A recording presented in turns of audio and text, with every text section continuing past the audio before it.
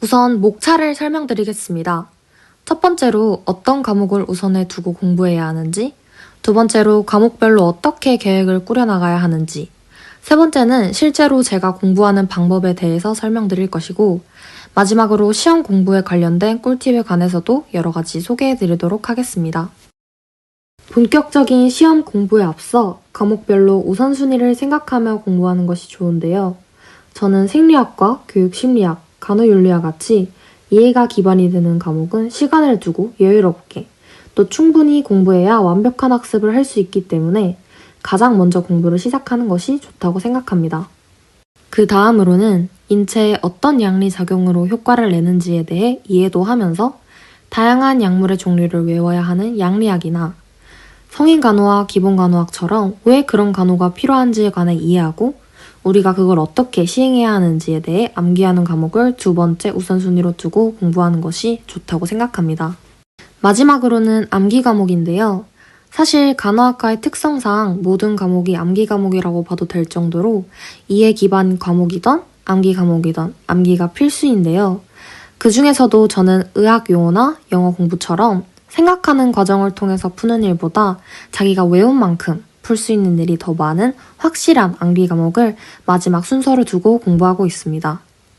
이렇게 오직 암기가 필요한 과목은 이해하거나 생각해야 하는 복잡한 과정이 줄어들어 상대적으로 다른 과목에 비해 더 적은 시간 동안 공부해도 됐었기 때문입니다. 다음은 학습 계획 세우기인데요. 저는 모든 과목을 회독, 암기, 문제풀이, 피드백 이 네 가지의 과정을 거치는 저만의 계획의 틀을 활용해서 과목별로 조금씩 수정하면서 계획을 짜고 있습니다.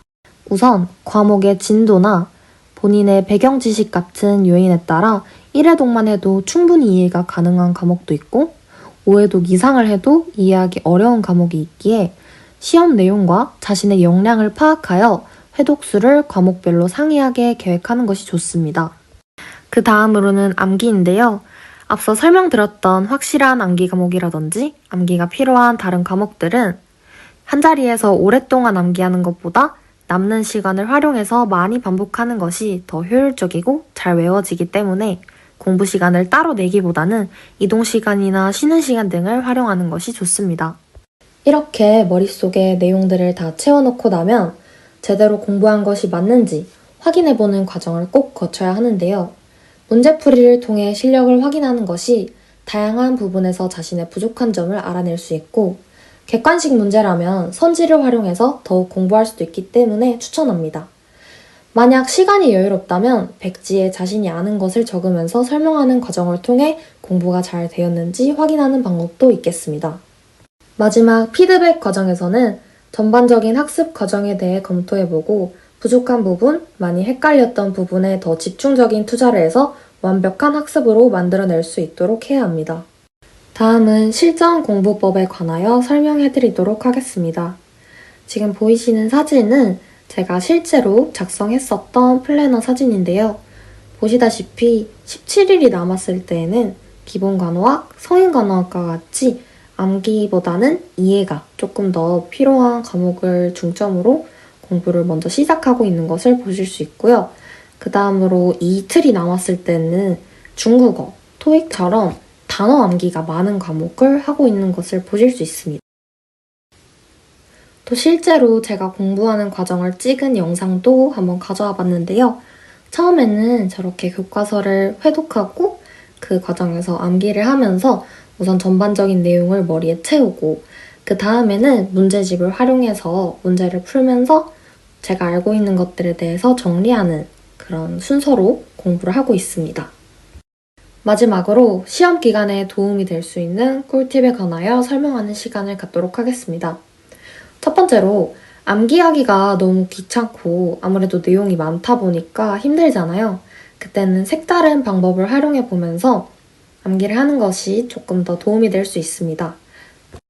예를 들어서 평소 암기를 하던 등하굣길이나 강의실이 아니라 식사를 하면서 식탁에서 암기를 한다든지 거실에서 암기를 한다든지 장소를 바꿔서 좀 색다르게 암기해보면 덜 지루하고 더 생각이 날 수도 있고요.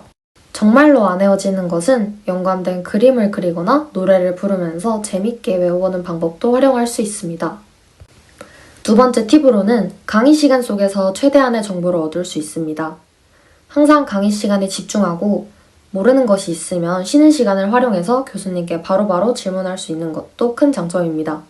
하지만 교수님의 설명이 너무 어려울 때에는 친구들에게 물어봐도 많은 도움을 얻을 수 있습니다. 친구들은 저와 같은 시각에서 조금 더 쉽게 설명을 해주는 경향이 있기 때문에 정말 이해가 가지 않는 것들은 친구들에게 물어보는 것도 도움이 될 수 있습니다. 또 시험 공부를 하면서 무리하게 잠을 참으면서 새벽까지 공부하는 경우도 있는데요. 이렇게 공부하게 되면은 다음날 공부에 지장이 생기기 마련이기 때문에 졸릴 때는 조금 자가면서 무리하지 말고 공부하는 것이 훨씬 도움이 됩니다. 마지막 꿀팁으로는 지난 시험을 되돌아보자입니다. 예를 들어서 지난 시험에는 이해를 제대로 하지도 못하고 문제를 풀어서 시험 점수가 낮게 나왔다 하면 이번 시험 기간에는 그것을 고쳐서 좀 더 발전할 수 있게 해야 하고, 아니면 지난 시험 기간에는 이전과 다르게 조금 더 특별한 방법을 활용해서 공부를 했는데 성적이 많이 올랐다 라고 하면 이 방법을 조금 더 강화할 수도 있습니다. 이런 식으로 과거의 나에게서 힌트를 찾아서 완벽한 나만의 공부법을 만들어내는 것이 중요하다고 생각합니다. 이상으로 영상을 마치도록 하겠습니다. 시청해주셔서 감사합니다.